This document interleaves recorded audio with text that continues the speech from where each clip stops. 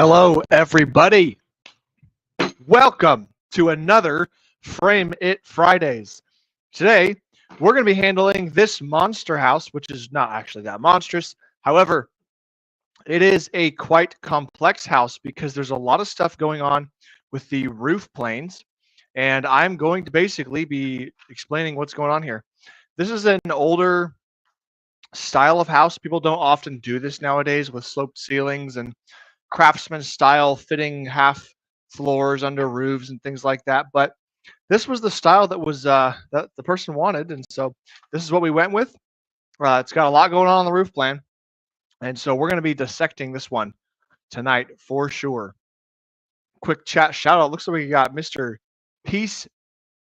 Forgive me. I'm going to say either Vicente or Vicente. I don't know. But hey, good to have you. Glad you're here. Hopefully this is helpful. Feel free to ask any questions in the chat as we go along here. But we're going to pretty much get right into it. Let me familiarize you guys with what this house looks like. This is only the first floor.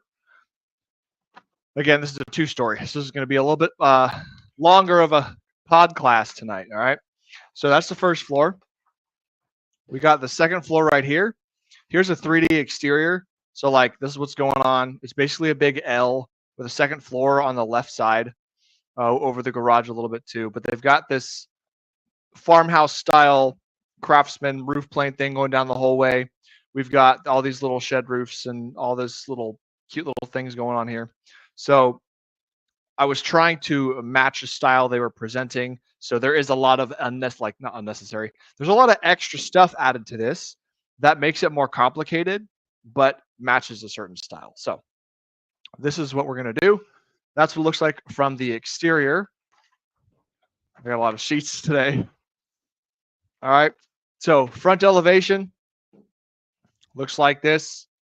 Big living room on this side. Okay. Keep that in mind. Big living room on the right side of the house. Left side of the house is the two-story. Right side has a big living room and the whole master section's over here. All right. Rear side of the house flipped over, right? Master section's right here. Big living room. Look, a big door. And then the whole garage and 2 stories on this side.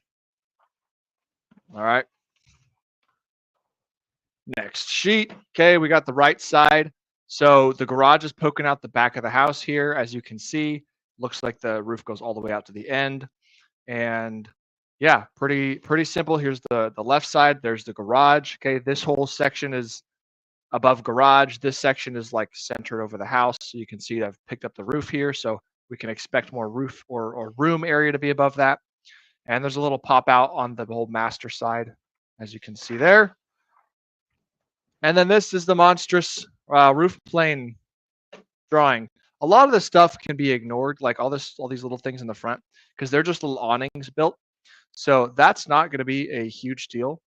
But yeah, that's where we're at. So there's going to be a lot of thinking going on in terms of how they're going to stack this roof. In terms of what goes on top of what and where the structure of the roof really is. So that said, that's the house. And as you guys know, what do we start with? Well, we start with the roof plan. So we're going to do that. And luckily for us, the roof plan has all of the walls on it. Okay. So we can kind of see here on this side of the house, this darker dashed line is showing me the whole second floor. It goes all of this area. And then these lighter gray lines, I don't know if you can tell the difference. Those are all of the first floor walls. Okay. So that is what's telling us what's happening here. And we might need to refer back to the elevations back and forth because some of these roof planes are like at interesting plate heights. And so that's going to it's going to be tricky. It's going to be tricky to figure out our math, to figure out where we are inside this building, but we're going to do it. And for those that don't know who I am, guys, my name is Sam Stevenson. I'm a framing nerd dude, engineer, designer guy. And I'm going to show you how to use this metal piece of measurement and some markers. And we're going to figure out how a framer would approach this house. That's what we're going to do today. All right, before we get heavy into it, welcome, Mr. Eugene. Good evening, sir. There we go. Good to have you. Hopefully there's some good learning going on tonight. I hope my sound quality is better than last week.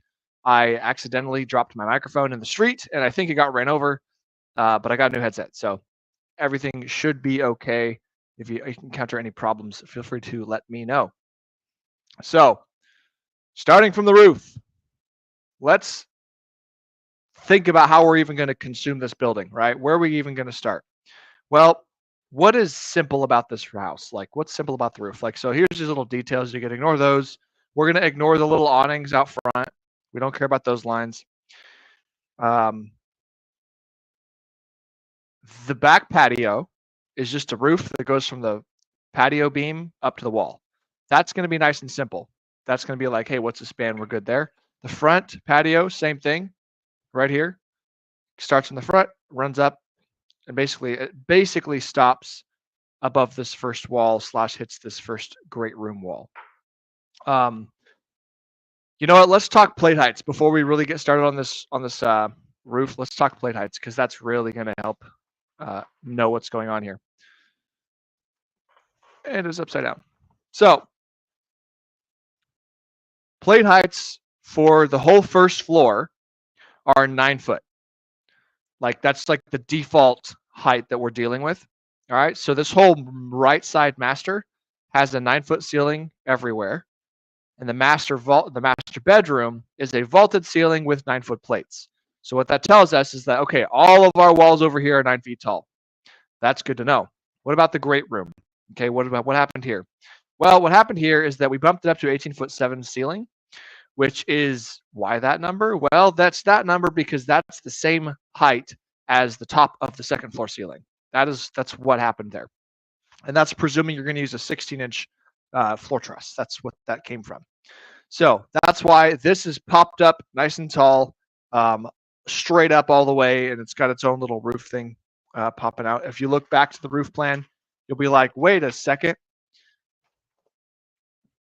That must be what these roof planes are for. See how this room has, this is like kind of hard to think about because there's so many lines going on here. So this box, let's talk about the front one. This roof plane is the one that's sitting on top of the room right there. It's got an overhang of 16 inches going past the walls. See, exterior wall these walls are going to go way up with it. So the overhang goes past these walls 16 inches, and in the front, I think it goes past 12 or something. I don't know who designed this. Don't matter. So that's happening, and you can tell what's going on here. So there's a 412 on this ceiling, and there's this 1212 steep guy going all the way down.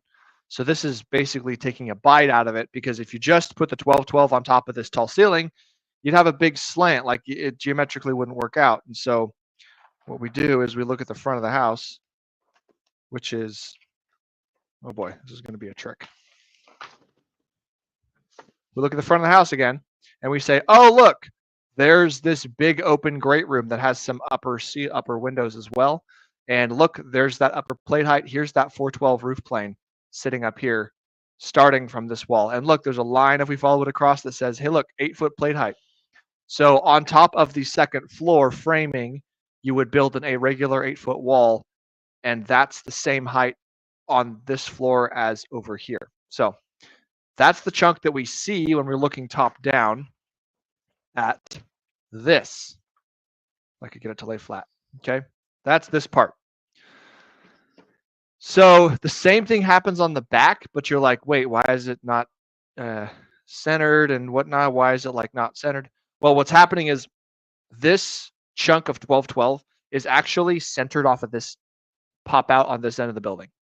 So here to here, centered is the ridge. That comes all the way down. And then this wall is in line. This 2x6 wall, I lined it up with this one. So that's actually in line. But this one, look at this. If we go all the way across, our room is actually about 3 or 4 feet farther. And because the room is farther, our roof plane's not going to do the same kind of math. It's going to actually move higher up. And therefore, that's why we have a non-symmetrical thing going on here. So that's what these roof planes are. And all I did was I took it and I stretched it out all the way over to here. That way I could maintain a full height over my stairway. And this is just attic space, but it keeps a consistent look. There's no like broken roof plane right there. So let's see, that's what we got going on. let's keep moving through the ceiling heights so we understand what the first floor is doing. Okay, so we got 9 foot over here. We got a big tall ceiling right here. We got a regular 9 foot for the porches, super easy. The entry is 10-foot ceiling. All right, so that's a little bit interesting because what we're trying to do is like create a taller entry space, right, and more open area between these two. And there's no floor on top of this. All right, so if you go look at the second floor plan, and you look at where the stairs are, right? The stairs are going this way, and they go up. If you look at the second floor plan, which naturally is going to be upside down because now I'm all kinds of twisted. Okay. So if we're looking at this, see how the stairs come up here and like all this is second floor, but this wall stops here. That wall is directly above this wall. They are the same wall. All right. And so therefore, I could actually pop the ceiling up here and get a little bit more height. So that's what we did. That's 10-foot ceiling right there. And then this whole area is going to be 9 foot because there's a floor on top of it. And here's another fun part. Right here, there's a line that's dashed. That's going to be a very important line for us. That's the floor above line. So what's happening is this is where the floor floats above my garage. And that's important because I got to put beams in there to catch a bunch of weight and stuff like that. So we're going to come back to that. But what that tells us is that like all this ceiling in the garage is 9 foot as well. And these garage walls are actually going to get popped up a little bit higher because of where the roof starts. But we'll get there. All right. So that's the first floor. The second floor is super cookie cutter. Everything's 8 foot. 8-foot ceiling, 8-foot walls. The exception being what's over the garage in the bonus room area over here. And those walls and these walls. We'll get to that. Okay. So that's the plate heights. That's the description of the whole building. So let's just get into this here. Let's just pick a spot and start. I vote we start over here because there's nothing going on over here but one story. Okay. So what do we see? Well, there is a gable on this end coming all the way down basically, and there's a gable on this end too. So there's effectively like a ridge running down this thing. There's a little shed roof popping off the sides, right? So the shed roof is basically a description for a single slope, and it just starts on a wall and it comes up and stops somewhere, right? In this case, it's going to join this roof plane at that line, right? There's a little bit of overhang, and that's going on. So what we're seeing here is the porch roof, right? And it's a 312, and that's a 1212. So that's why they're joining at this particular angle. And then the 1212 right here picks back up. And I'm trying to figure out why there's an extra line right here. There shouldn't be an extra line. I don't know if the computer's glitching or something. But basically, this 1212 roof plane comes all the way down here and like blends. That's where it blends with this. So that's all continuous. And let's double check. Let's look at the back elevation just to be sure that we're not crazy. Oh my goodness. I need to like stop flipping this stuff around. Okay. So on the rear elevation, there we go. Here's that upper roof plane, comes all the way down, and then it lands on top of this. So that's the roof plane I was talking about. So very simple on this side. We have a pretty simple gable, but we have this roof thing like sticking on top of it for no reason other than we're trying to avoid a water problem, and that's the way the house was styled. So this whole long gable thing could have stopped right here because there was a wall here where the height thing was going on. However, then water would have, if you did this gable, water would have been flowing this way into the wall unless you did crickets, and just like would have been a messy thing. So we just stretched it out anyway. Okay. So what do we need to hold up? Now we're going to get into that. Here's a ridge. All right. We know that's a ridge. We know this is a ridge. We're going to ignore the little boxes. Okay, here's an interesting thing that's going on here. This is, I don't think I've talked about this yet on this channel. So I'm coming from a 412 plate going up to a 1212, and they're both starting at 9 feet. All right, so here's what that looks like on a wall. I'm going to make sure I leave myself room. So I have a wall here. effectively, and a wall here. And I've got a low pitch, and then I've got a steep pitch. All right. So that's what's going on. And so they're going to blend at some point geometrically, right? And that's going to look like that. So what you see from the plan is that line right there. This line right here is that point. Okay, so that's where they blend all the way down this thing. So there's lots of ways you could frame this. You could frame it with a regular rafter running all the way to the original wall. And within this case, there's no wall left. So you'd have to add beams and then use hangers to create the same shape. Or you could just frame it as it is, which would basically mean you're going to come up, put a sort of a valley or like a ridge of some kind, and then change pitch. And then you basically brace this thing off. There's multiple ways to do it. We're going to go it this way, as if there was like a separation of boards here. So we're going to do that. So what that means is we got to support this. That's what that means. Okay. This dude right here is needing support because it's a change in rafters. So like something's got to hold up that thing. All right. That takes care of that. And what are the rafters doing here? Well, they're just doing this. Easy peasy. Okay. Vaulted ceiling room. Let's talk about the vaulted ceiling room. And for your context, guys, the rafters that go in this section and this section, these are overframed rafters, right? Especially because this is a vaulted ceiling room. What you don't see, let me show you. All right, so the rafters in this room do this. Wall to ridge, the whole way down. They don't care what's above them because you have to build, because that ceiling is vaulted. Actually, hold on. I take it back, but I don't take it back. Here's what's going on. This is a 12-12 roof pitch. That is the sloped ceiling at 8-12. Those are two different pitches, which means on the inside, the roof is not actually the ceiling. On the inside, what's going on is this is the roof, and this is your ceiling. So what I just described is that, like, I thought that was the ceiling, but no, it was not. That's the ceiling, which means we have attic space in here to work with. So I'm still going to frame my rafters like this because these are like small patches to overframe in easily. So I'm going to do that in this room, both sides.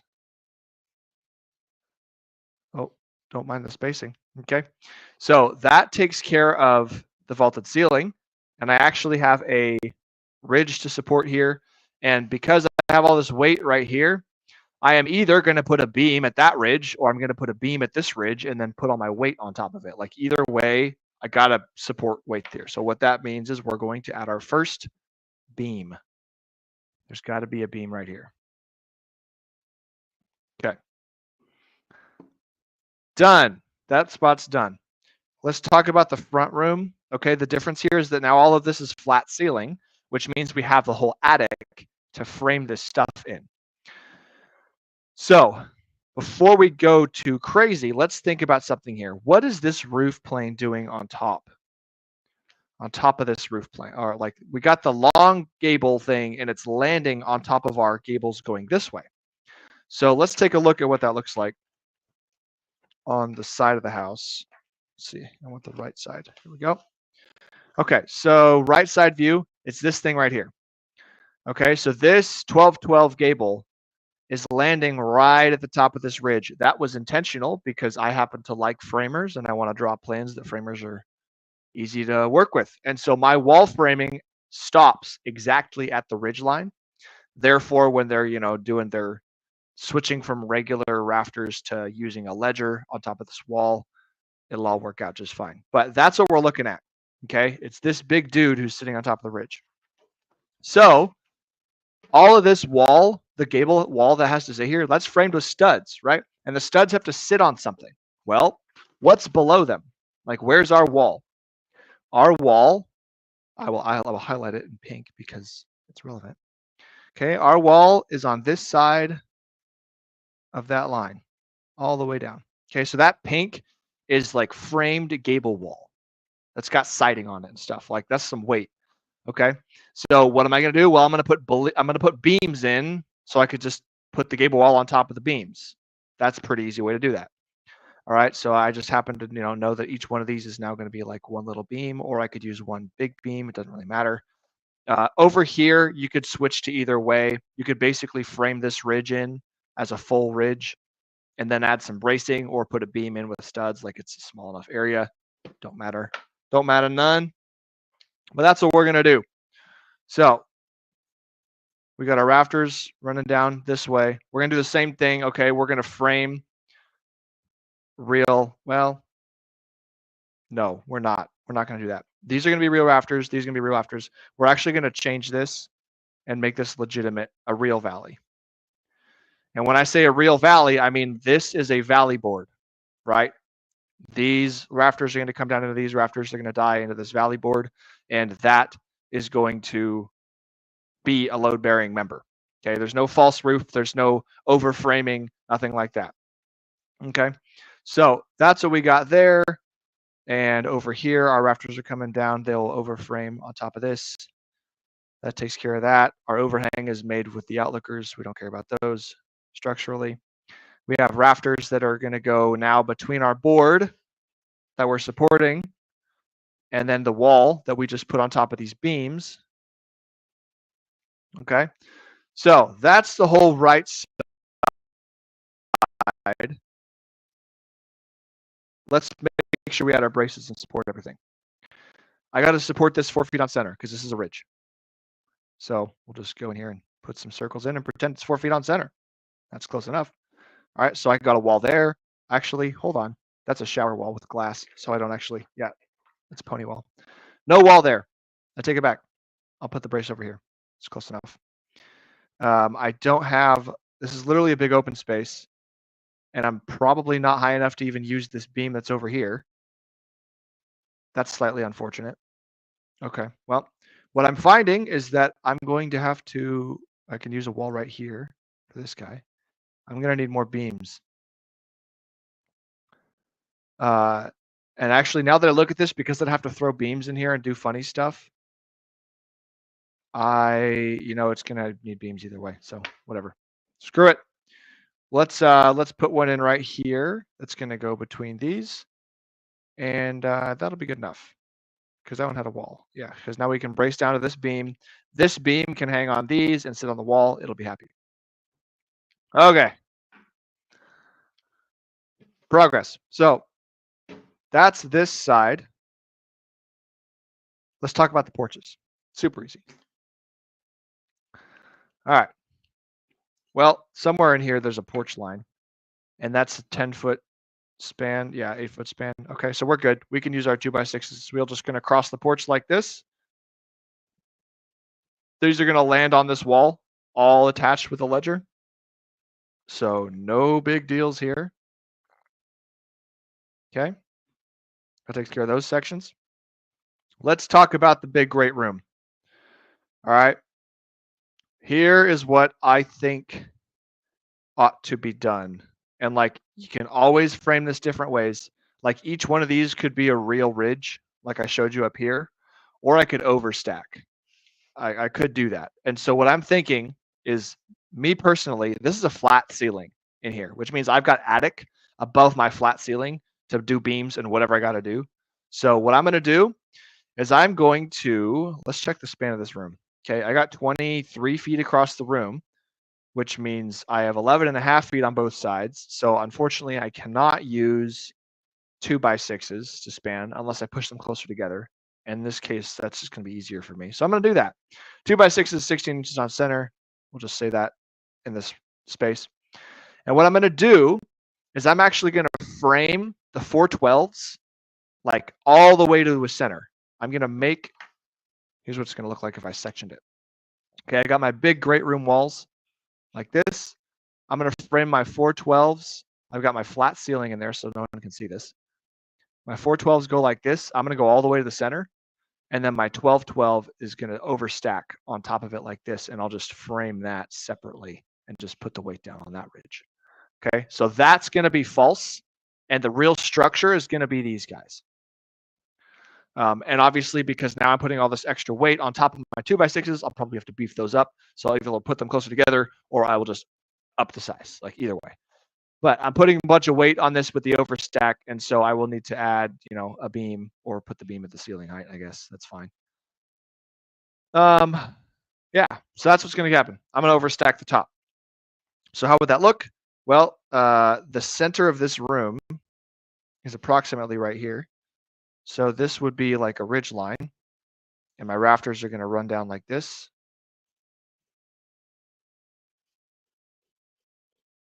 They're going to cross the room. That's going to be my structure, and then I'll do this shaded portion right here. That's the 12-12 planes coming out over top of it, right? If I showed you on the this plan, this thing. Nope. Yep. I'm referring to this chunk right here. Okay.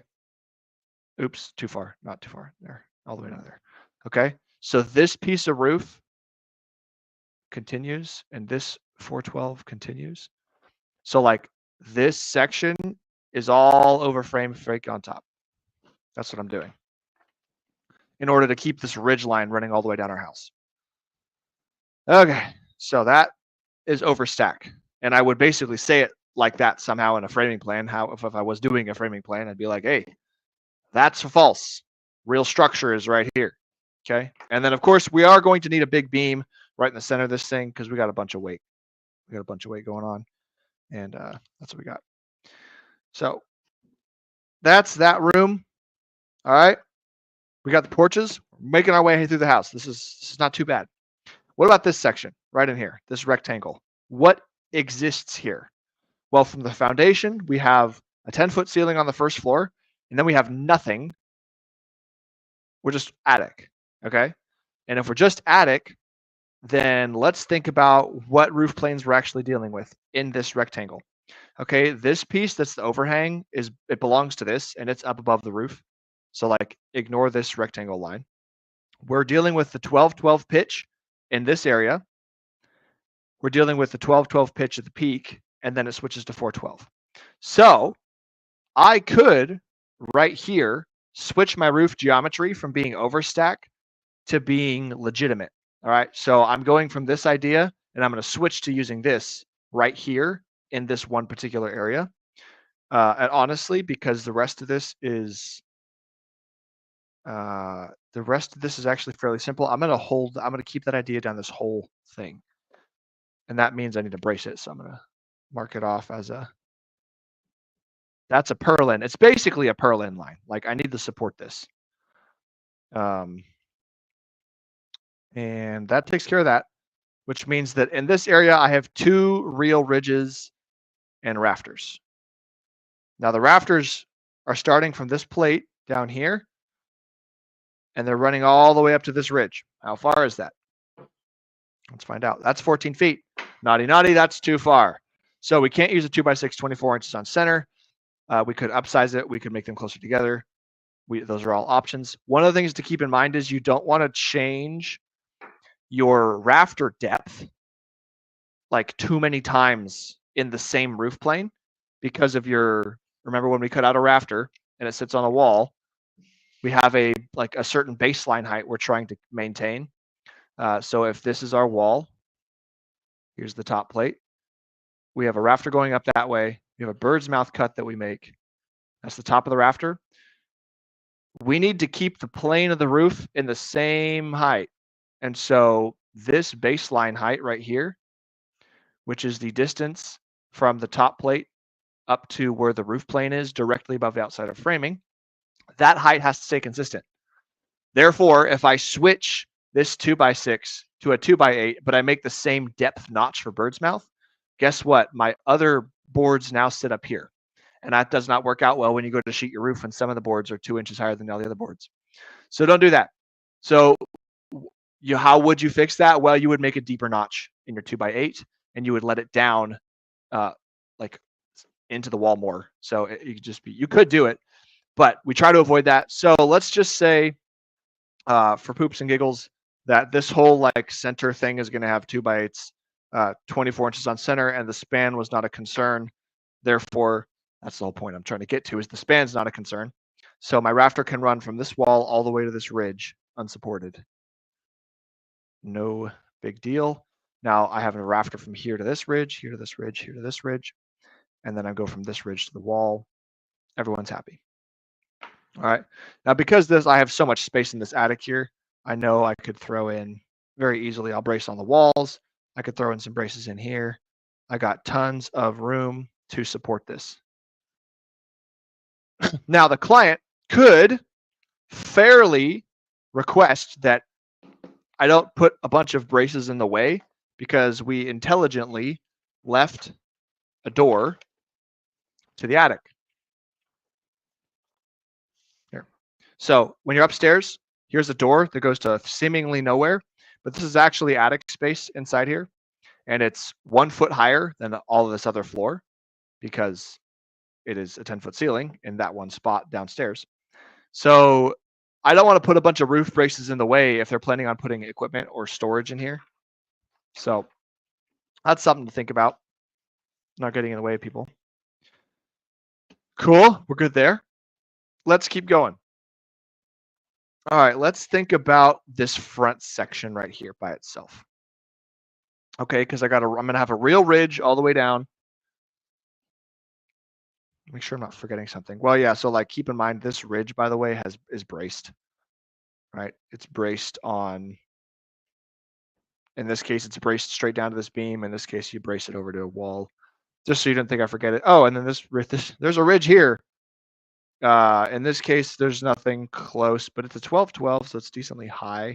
I could probably brace it to the walls. Okay. So this section right here, what's going on? Well, ignore the extra lines out front, of course. We have a gable in the front. That's two 12-12s going straight back. We have this 412 peeking out here, and then we have the rest of the 12-12 coming out here. All right.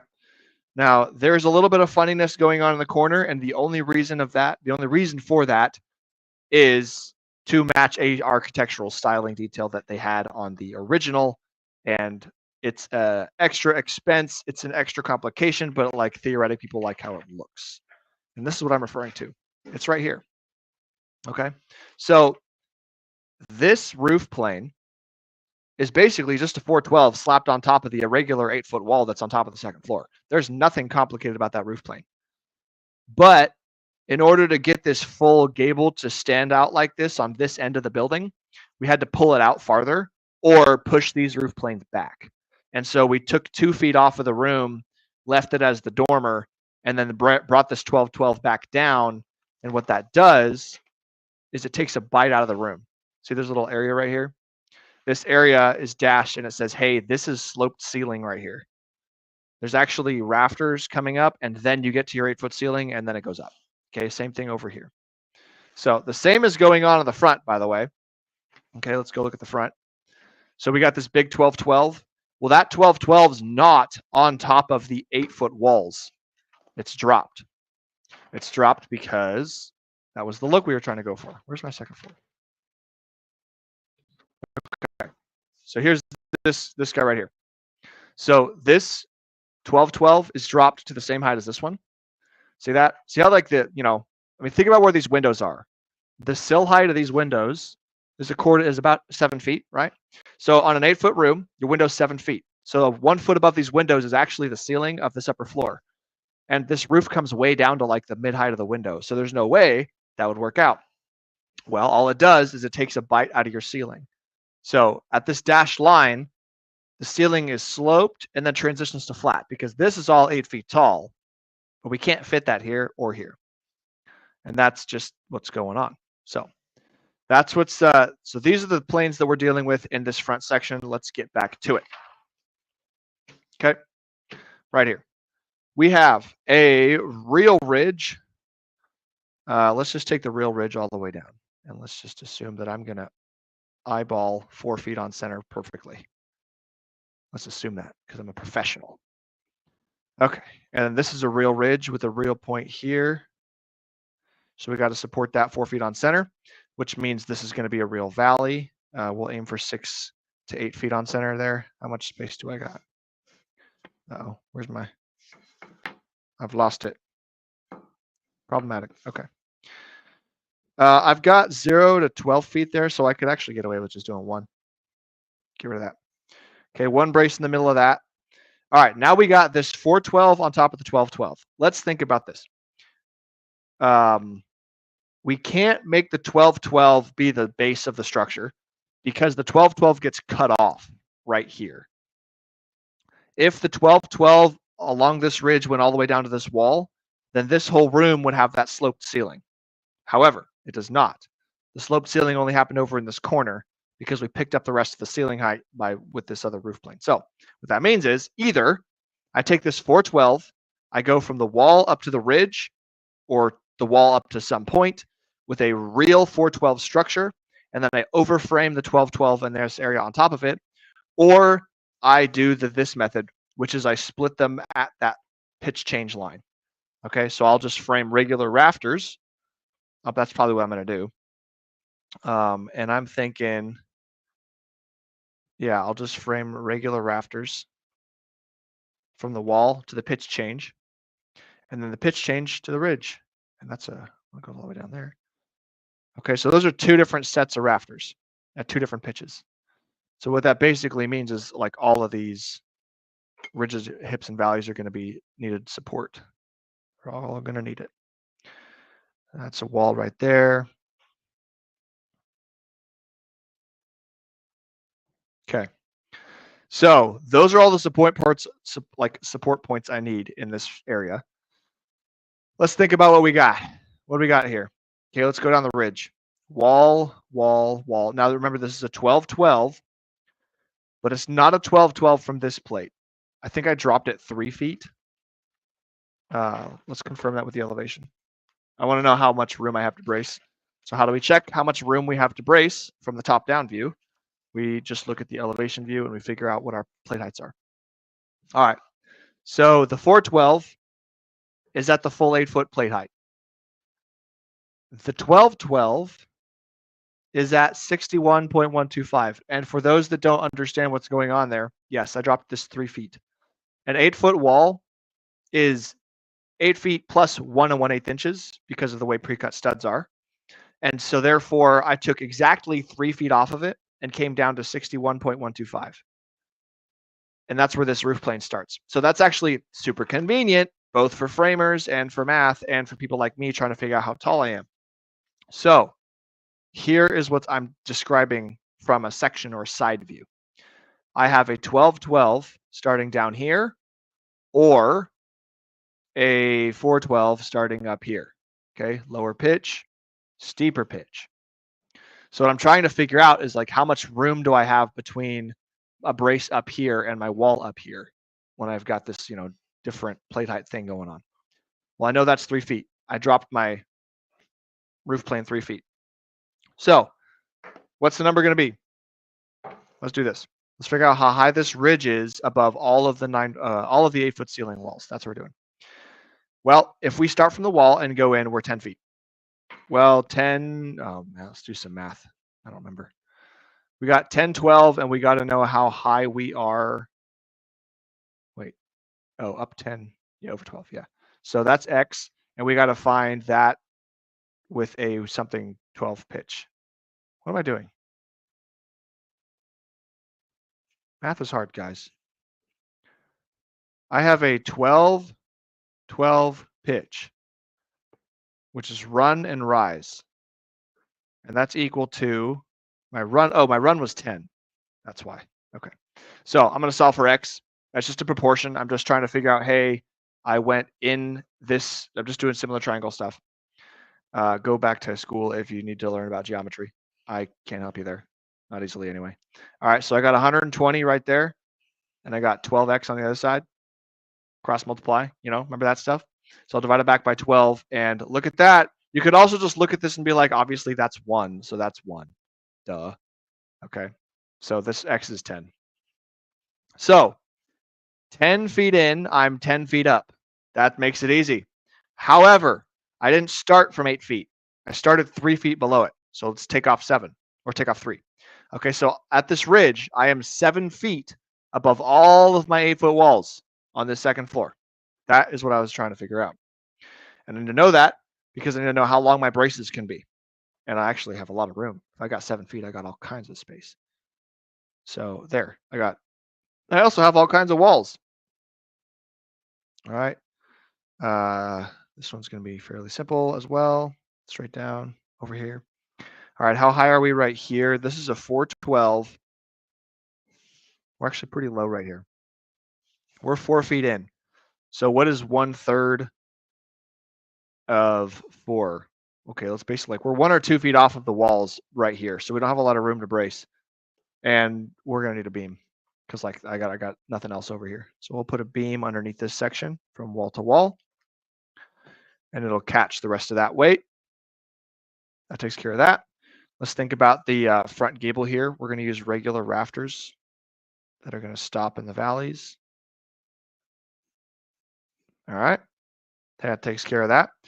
Now remember when you're selecting your spans for these rafters that you have a situation with a rafter loading a ceiling joist. Sorry, a ceiling joist loading a rafter. Okay. So where's my second floor? All right. So in this section, let's talk about the right side. That's sloped ceiling. Therefore, I have a wall that's down low.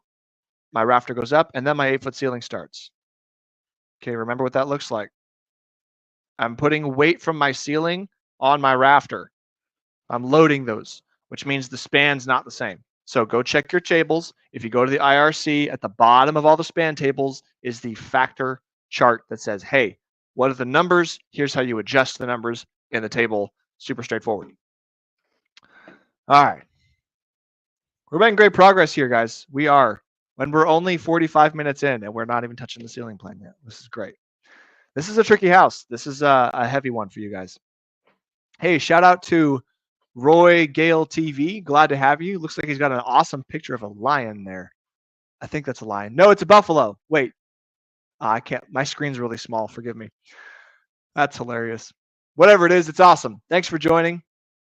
And we got Eduardo. Welcome, Eduardo. Good to have you. Good to have your support. I appreciate you spending your valuable time here learning and getting smarter because that's why we're all here.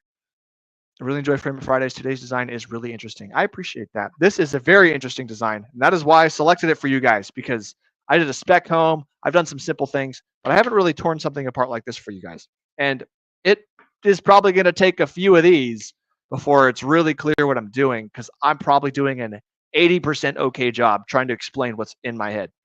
So that's why we draw. All right, where are we? Let's do the back half of this now. All right, what's going on? What are the roof planes? Well, I'll tell you right now, just like we did this over here, we're going to do it right here because we have two 412 planes coming together and this 1212 is just sitting on top of it. Okay, let's look at the elevation so you can see what I'm talking about. Here's the rear view. All right, I'm talking about this spot right here. We're on top of the garage. So I've got this 412 coming up to here and this 412 coming up to here. This little section above this is just here because it is being consistent. Like it's just bringing the ridge over. That's all it's doing. It's being a consistent roof shape. So I'm going to overstack that and I'm going to make the 412s legitimate and just overframe the other part. All right. So what does that mean? It means that at least from this wall to this wall, I'm going to do it. And then I'm going to think about what I'm going to do in here, separate from that. Because this is a little funny. This is just a funny one. I'm just going to switch back to traditional. Because there's just you know what? 6 one way, half a dozen another. So we're going to switch back to traditional, which means that these things need to be... Oh, man. Before I miss something. All right, let's draw these in. So from this wall, we're going to go ridge to wall in the 412 pitch. So we're going to make a legitimate rafter setup there, which means there's actually a double ridge going on, just like this photo. There's the regular 412 and there's a 1212 being stacked on top of it. and the load will just go straight down through both ridges into whatever we put below them. And in this case, the 412 ridge is going to be probably 4 feet-ish. Yep, it's 12 feet in. So we're 4 feet above these walls, and we are about 2 to 3 feet away, so that we're good. We can actually brace this lower 412 ridge over to this wall, and we are good. We're not exceeding anything. If you wanted to be super happy, you'd put a beam below it. You know, it's up to you, but structurally it's fine either way. So you could do that. You know, man, this is where like if you really know your framing, you could do all kinds of cool stuff. Let's change topics for just a few minutes here, and I'm going to show you guys a secret cool trick that you can do if you're ever stuck in a pickle and you have a simple shape and you want to avoid these and not brace. You're going to do a special thing, okay? And I will explain it in more detail at the end for you guys if I can remember. But basically what you're going to do is you're going to build a job-built truss, is what we call that, all right? So you're going to combine the rafter sets and the ceiling joist sets to create a system of wood and nails that can span, and you're basically building a truss on the house, okay? And that's just using the old-fashioned method of a heel joint. Your rafter and your ceiling joist connection needs to be a certain capacity, and your ceiling joist to ceiling joist connection, wherever they splice, needs to be a certain capacity. And what's going to happen is the rafters are going to sit on this, and they're going to try to put a thrust load on your walls and push them out. And your ceiling joist is going to be a tension tie between them. It's going to resist that. So if you do that, the ridge can't settle. The ridge can't go down if this can't go out. Assuming you have framed this with like not a bunch of gaps everywhere. It will settle if you leave gaps. So don't do that. But we can do this and avoid bracing the ridge. You can build a big open area. So in this case, we're not worried about it. And because I got bracing here, but that's a cool trick we can do. Let's brace the rest of this off. We have a legitimate ridge in here, and we're 4 feet up. That's a gray wall from the first floor, not a wall we can use. And how high are we up here? I think we're high enough. So I think we can brace over this way. We still need something in here, though. I'm just going to scoot it down and brace the wall. That should work. Okay. That's legitimate, but it's braced. It's on the wall, and it's good here. How high am I? I could probably brace back. I'll try to brace back to this wall here. That works out. These will brace to this. And then this dude, what's going on right here? What is this? Well, we got the 12-12 going down this way from the ridge. We got this 412 coming down this way from this side. And since we're going to frame it legitimately, I'll just put a support here. And I have to do something special right here. And basically what I'll probably end up doing is I have to, basically there's like roof load right here, right? There's rafters coming down to this spot, and there's no wall. The wall stops right here, but the rafters keep going. So what do? Well, in this case, what I would do is I'd probably double or triple up my rafters. So the rafters that go right there, I'll basically make a beam, but it's in my roof system. So I double or triple up my rafters. The extra weight will just sit on that, and that would be hunky-dory, and I'm fine with that. Now, what does that mean? It means you're actually putting more weight up on your ridge. So if you're doing that ever, put a good brace right there. Like make sure you're catching that because you're just moving all the weight around. So that's good. That takes care of that, which means these can be legitimate rafters down to the valley. And these are all legitimate. These are all legitimate. These are legitimate. And these can be legitimate too. All right. That takes care of that area. What is going on over here? Let's do this in 2 chunks. All right, because we got this chunk and we got this chunk, and they're 2 very different things. So let's do this one first because it's easier. There is literally nothing here except a wall and a 12-12 roof. So how high are we? Let's find out. If we look at the back view of the house, back. Here we go, rear view. Okay, here's what's going on with this garage. It's actually also helpful if we look at the left view. Yep. All right, so here's your garage doors, and I did this for scale. 8-foot header height of the garage doors, 9-foot plate height, which means here's this dashed line. That's your ceiling in your garage. But the roof plane starts way up high. Like, what's going on here? Well, the roof plane is actually raised 4 feet. It's not labeled here because this is the other direction. It's labeled. It should be labeled on this sheet if the designer did a good job.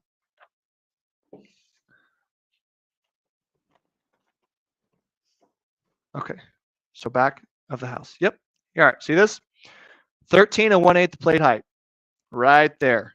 That line goes right here, and that controls this back 12 plate height start. What does that mean? It means that I took the 9-foot plate height and I added 4 feet, and I just picked the roof plane up 4 feet. And that's where this one starts. So I didn't do a cross section because it wasn't necessary, but let's draw on here because we can. What's going on back here? There's a great room, not a great room, a bonus room, about right here, I think. That is a bonus room. All right, notice the notch for the sloped ceiling.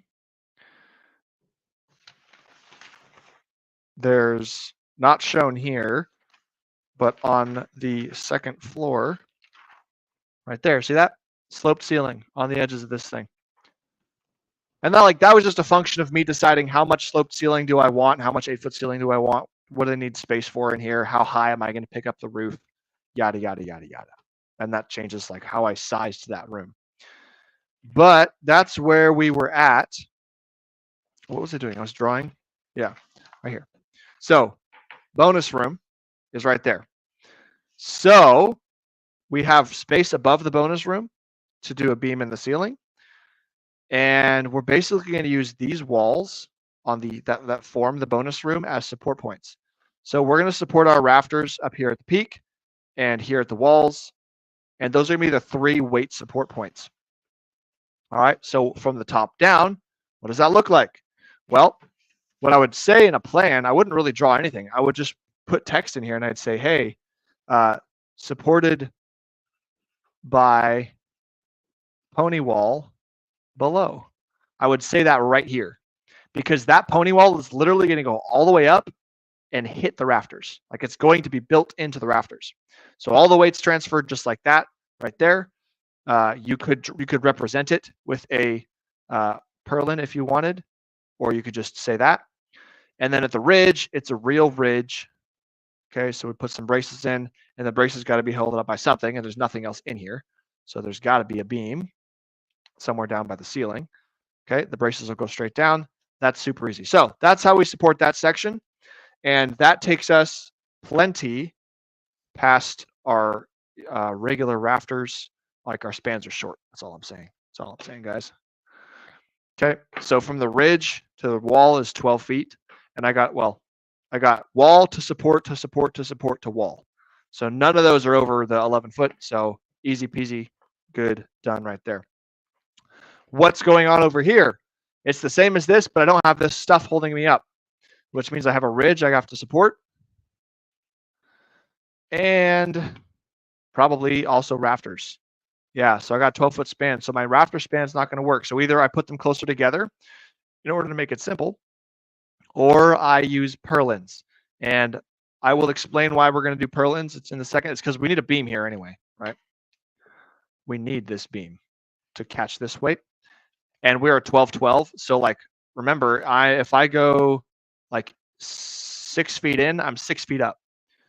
So I could very easily put a purlin line like over here, and then brace to the same beam that I'm using for the ridge, right? However, I mean, obviously I just doodled this in here, but I could easily get support to my roof and take it down at an angle to the same beam, right? We're trying to minimize the number of beams that we're putting in here because they cost money. So concentrate your weight, concentrate your loads into like as minimal beams as possible. All right. So that's how we take care of this. And then, obviously your rafters go this way. It'd be super duper simple right there. And before you know it, look at that. You've framed the entire roof for this monster. That wasn't too bad. Obviously, if you were framing this with your hands and you were having to calculate all these numbers, you'd have a little bit more math to do. However, it all works out. So now that we understand the roof and we know where the beams are, let's talk about the ceiling. Let's talk about the ceiling. On 2 floors, because this is a 2-story, guys. We got 2 floors of ceiling. So I'm going to pull out the second floor. All right. Now, second floor ceiling plan. Where are the beams? First, you look at your roof plan and you're like, all right, where are they? Well, we had a big one here in the middle. So we'll put a big one here in the middle. And then we don't care. This is only on the first floor, so we're going to ignore that. And then on this side, did we have any beams sitting on our walls over here? The answer was yes, but where? We had one right there, which was approximately here-ish, I think. And that was actually it. Everything else could brace to walls, and there were no extra beams needed. So that's good. And then we had one over here in this room. So one right here. All right. That was pretty easy. So if those beams already exist on our walls because of the roof requirements, well, hey, why don't we use them for our ceiling too? Here's some school of thought. When you're doing the ceiling in this great room, you could span this way, or you could span this way. What should you do? Generally, it's cheaper to concentrate your loads and make your repetitive members smaller. Repetitive members are the ones that are like the ceiling joists or the rafters. You want to make those as small as possible. If that means you need a bigger beam, then upgrading from an 18-inch to a 24-inch beam is less cost added usually than upgrading all of the repetitive members to a bigger size. And that's literally only from like a few examples of me being like, you know what? I wonder. And so I like cost compared a few houses at one point in my life. It totally depends on lumber. It totally depends on supply. It depends on a whole bunch of things. It depends on the beam, the adhesives in the beam. What kind of beam can you get? Depends on all kinds of things. So you decide what you need for your application. But in this case, I'm going to, make it simple. So I'm going to do this because it shortens the span for these dudes. Also, my roof planes are doing that. My roof planes they're coming this way, coming up this way. So these are now in line, which makes everything happy. All right.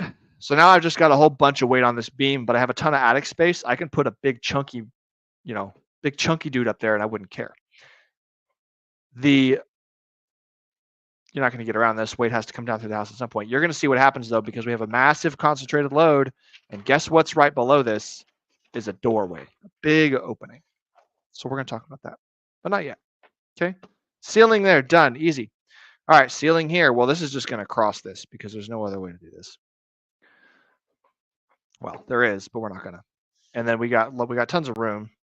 So these are just going to all go straight across, and we're not spanning over 14 feet. Simple, simple, simple. The roof's coming this way, so I'm going to also come this way. All the way down through here. I'll put a little doubled 2x6 beam or something right there. That won't need much. All right. And of course, we're not going to, we'll just do this because that's the way our roof is also still coming. All right. And over here, our roof planes are coming this way, going in like this. And this room is 14 foot. Huh. Well, then I'm going to go this way because I don't want to have to use bigger ceiling joists. I'll use small ones over here. I'll do this side like this. And I'll go this way on this side. Now, what does that mean? Well, it means on this side, what's going to happen is I'll show you. So if you like sectioned this and looked at it, it would look something like this. Shout out to all you guys in the chat, all you guys watching live right now. This is fantastic. You're literally spending your time on a Friday evening. It's 8:30 p.m. Central here, and you are learning about framing. I am so proud of each and every one of you, and I'm so glad you're here right now sharing this moment with me. This is just so great. All right, so we got a wall, and the roof goes up at a 412, decently low. And I'm going to run my ceiling joists like this. Okay, so I've got sections because that's the way they're going. I hope that makes sense, right? So my ceiling joists are going in and out of the page, and my rafters are going this way. Well, like, how do I drywall this and block this out so that this works right? Because now I don't have ceiling joists nicely ending with my rafters. Well, what you would do is on this last one, you either leave it alone or you double it up, and then you take a block and you just put a block in here. That's a very common way of doing that. There's all kinds of ways to do that. You could do that. You could just put backing in between each one of these as drywall blocking. It really doesn't matter. It also depends on how low the slope is, because the higher this pitch is, the closer you can put the last ceiling joist, and it won't matter. But if it's too low, you can't get that close. So you would basically, it would look like this top down. The last ceiling joist would stop, and it would actually, there'd be a bunch of little ones. That's a function of how you got to do the drywall, though. So don't worry too much about that. Bonus room. All right, our ceiling joists are going to go from here to the beam and the beam to here. Very simple. That's the only piece of flat ceiling we got. That wasn't too bad. Let's look at headers. All right. Let's think about, are there any crazy headers in here? I think there's only small headers. So we're going to look at headers on the second floor in particular, because if there are headers that are displacing a lot of load and there's going to be a concentrated load on our subfloor, we don't want to put a concentrated load only on subfloor. We would like it to be on some I-joists or some floor trusses. So we got to pay attention to where it is. There's a bigger one, but it's not that big. Okay, yeah. Nothing crazy going on here. There's always the exterior walls. Window, window, window, window, window, window, window, window. Easy enough. Okay. So that takes care of this. Now, here is where we're going to do some thinking. Let's shift over and knock out our first floor ceiling plan. We're almost done, guys. This is really good. This is really good. We have worked hard. We've studied. We studied a lot. We've made our way through this. Let's pull this out and just put it on top. Okay, so starting over here, where are ceiling beams? Well, remember, this was a ridge. This was actually a secondary ridge, but I'm going to remember there's a beam there. Okay, all these ceiling beams, these are just fake stuff. Like, these aren't structural. They're just going to screw them in, and they're going to look pretty in the drywall. All right, so we got a beam there. What else? What else? What else? What else? What else? Okay, here's our roof plan. We got this whole gable wall is supported by beams on the walls. All right, so we'd have more through here. And then I think I stopped it. Well, I should have stopped it at that wall. And then we had one right in the center, and it was right next to the shower, right there. Now here's a important situation to pay attention to. We have a hanger right here. We have a hanger right there because we have to keep both of these beams down at the ceiling plane. Well, we don't have to, but I want to. Keep them down at the ceiling plane, and therefore just use a hanger there. Okay. So that brings the beams over on that side. What about this great room? Well, technically we already drew the ceiling here, so we're just going to ignore it. But what we can't ignore is the concentrated loads. Let's talk about those. So I now have a whole bunch of roof plus fake roof plus my ceiling all loading this beam. And that's like a 12 or 14 foot tributary width. There's a lot of weight on this thing. There's probably 5,000 to 8,000 pounds on each end of this thing. Okay, that's a car. So where do you put a car if you're putting it in like 6 square inches? That's a great question. So in the center of this room, it doesn't matter on the right side. There's a concentrated load right there, but I have a wall. I'll just fill it with, we'll just put studs in it, fill it up. I'll be good to go. On this side, I have a concentrated load coming down through the upper part of the wall, but I've got a big opening right here. And what does an opening mean? It means I'm disrupting that load.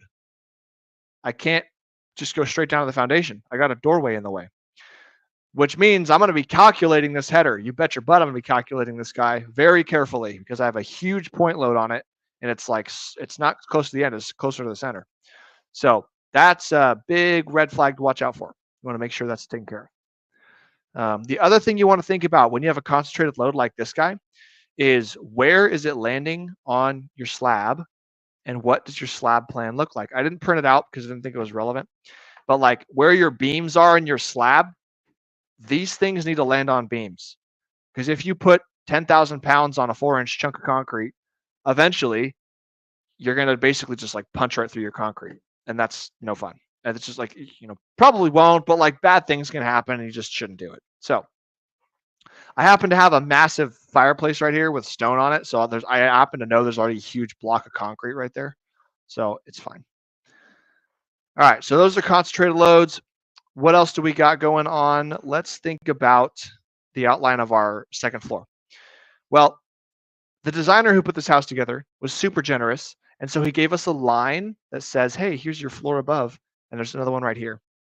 See that? The floor actually steps back 2 feet right there. And I don't like doing that. I like lining my walls up, but it's like, it doesn't look as pretty. And they wanted it to look pretty. So that's what we did.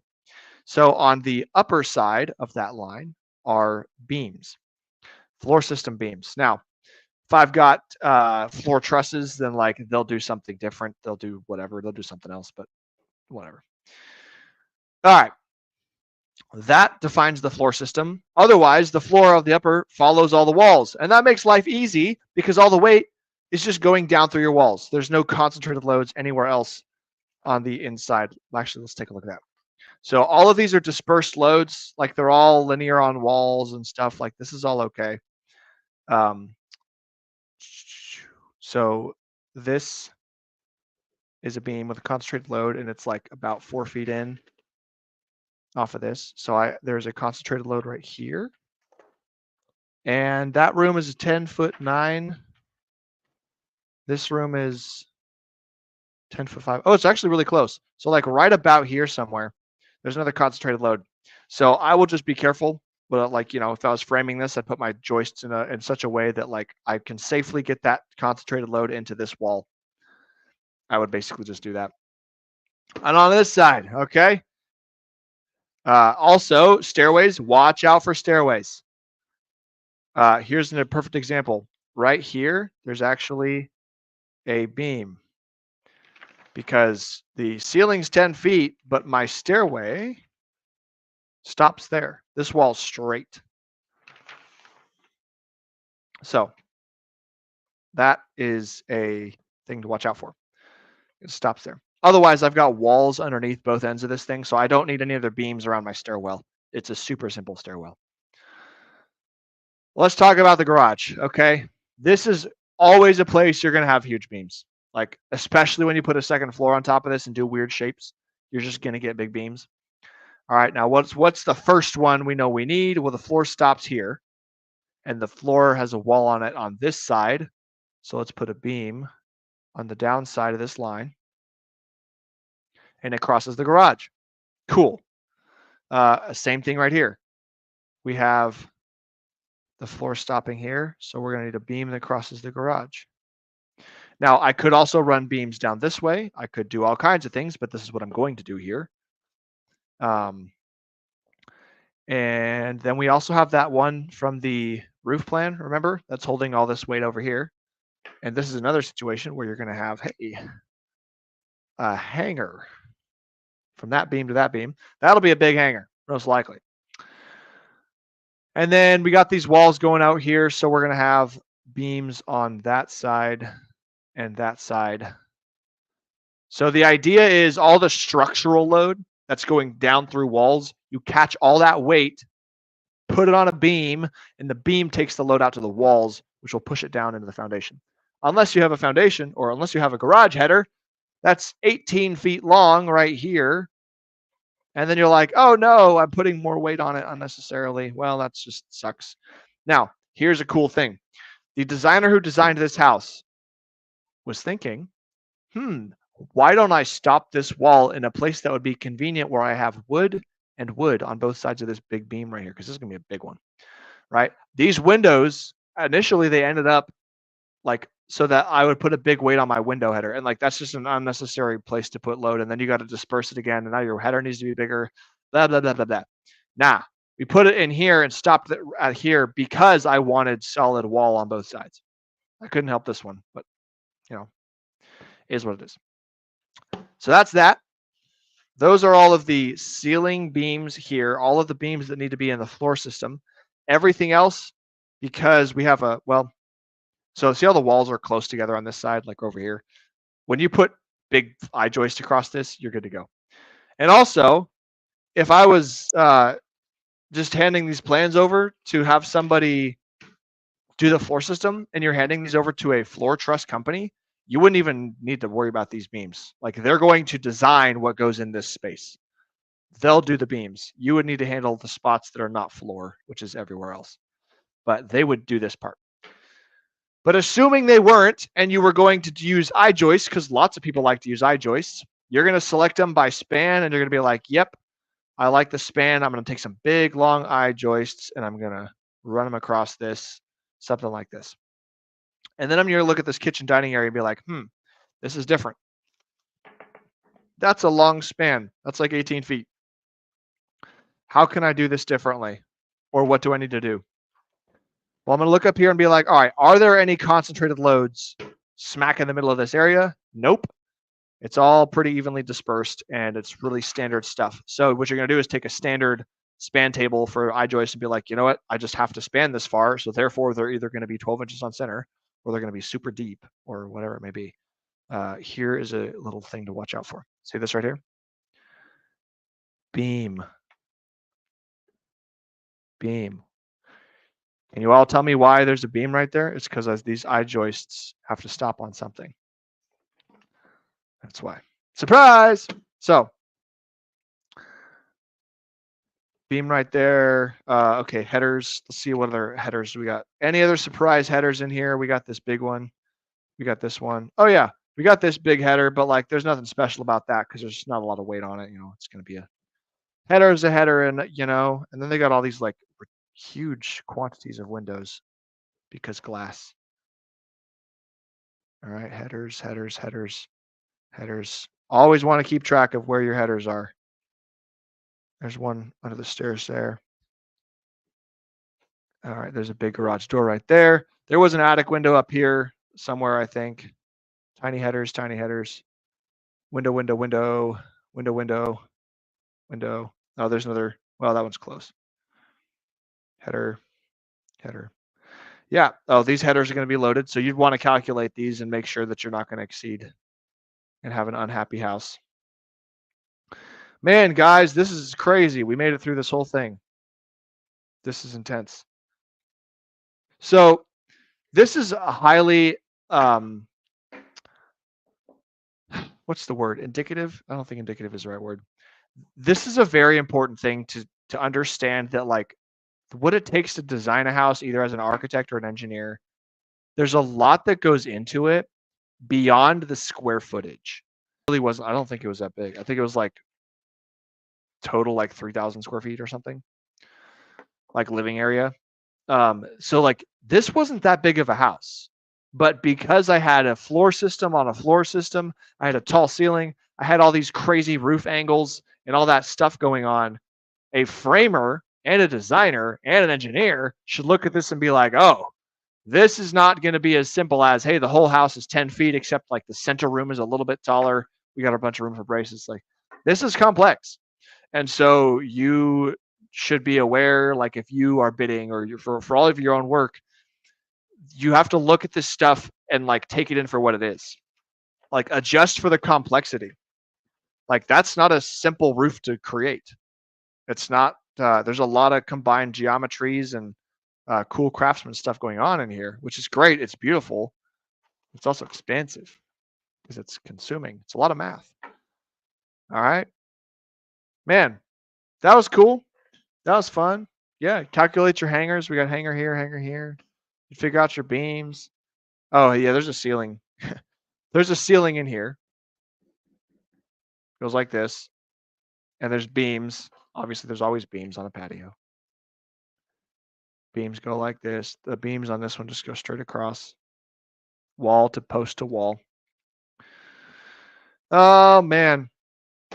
Thank you guys for joining. I think that's the end of this one. That's how we do this. Hopefully you learned some great stuff. If you have any questions, you can always comment them in the YouTube video because I'm about to end the live stream. But yeah, comment them there. I have a Telegram community where I hang out and post things, updates. You can always ask questions in there. I don't think the link. Oh shoot, I keep forgetting to update my website. Guys, go to www.rapidarchitectural.com. That's my website. You can find my Telegram community in there. And like that's a place to just like, hey, text me. Like you can ask me questions and stuff. Like I'm just running a business drawing plans for people. So like I love spending free time helping people learn stuff. It's not like I'm gonna be like, it's $20 for a question, $20 per question. No, I'm not in the business of teaching people how to draw. I am in the business of drawing plans, and I will spend my extra time helping other people learn how to. So, and then one day maybe you can all work for me when I'm a super big billionaire because I got a huge company. Who knows? Who knows?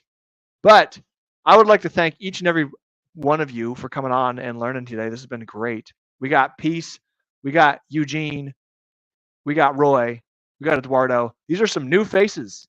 All of you are some new people chatting and commenting. I'm glad to have you. Thanks for coming in. Thanks for being social and sending me a little message.